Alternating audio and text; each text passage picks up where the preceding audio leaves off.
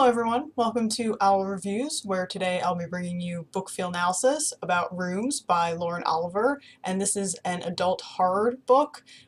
You could also, I guess, just call it fantasy. It's a haunted house story, but not in the way that you might be thinking. I just really like stories about family, and obviously I like horror stories since I write them myself, so this book was sort of right up my alley from the beginning, and then Oliver's writing really helped bring it all together for me. So in Rooms there are multiple narrators, most of whom are women, although there is one teenage boy, but they're all connected through the house that the book takes place in and or the man who owned the house who recently died, whose name is Richard Walker. So most of the narrators who are still living knew Richard Walker. Then there are also two ghosts who are narrators, and they have a more direct connection to the house itself. Also, I found the structure of this book to be pretty clever because the title of the book is Rooms, and each section of the book is divided by a room of the house, and when we get to the ghosts in those sections of the book, we get to see those rooms as they were in different time periods, and I just thought that that was a very clever way to tell a lot about the characters, but also tell a lot about the house, which is, in a way, its own character. So each room in the house, and therefore each section of the book, has some major event that takes place there, either for one of the characters or for multiple characters, and some of them are just an emotional development that takes place, not necessarily an action scene, but some of them are quite dramatic scenes.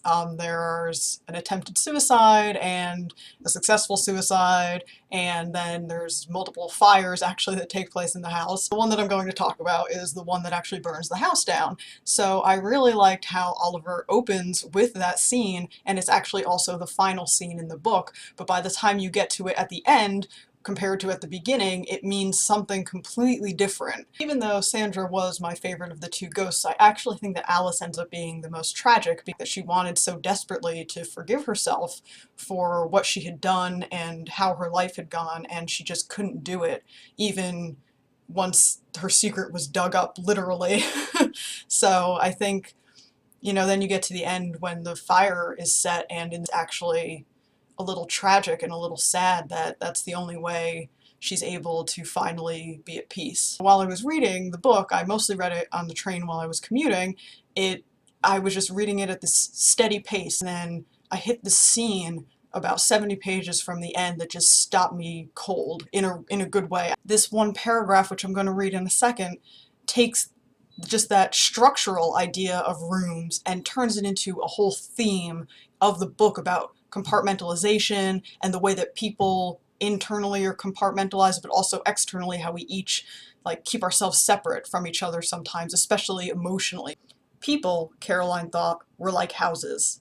They could open their doors. You could walk through their rooms and touch the objects hidden in their corners, but something, the structure, the wiring, the invisible mechanism that kept the whole thing standing, remained invisible, suggested only by the fact of its existing at all.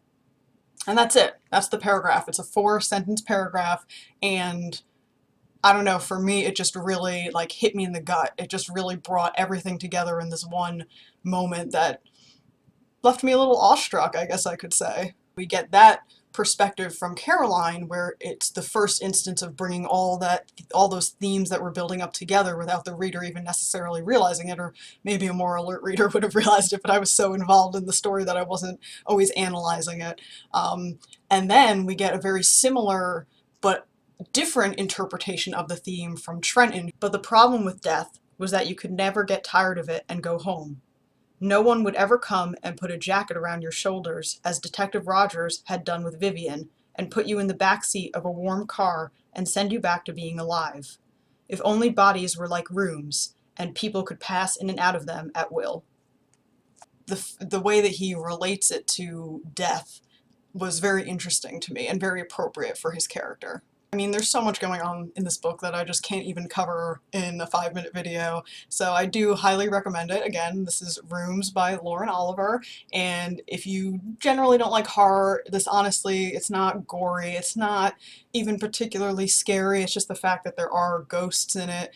Alright everyone, thanks again for tuning in and watching my reviews, and if you haven't already, please subscribe to my channel and be sure to like the video. Thanks, bye!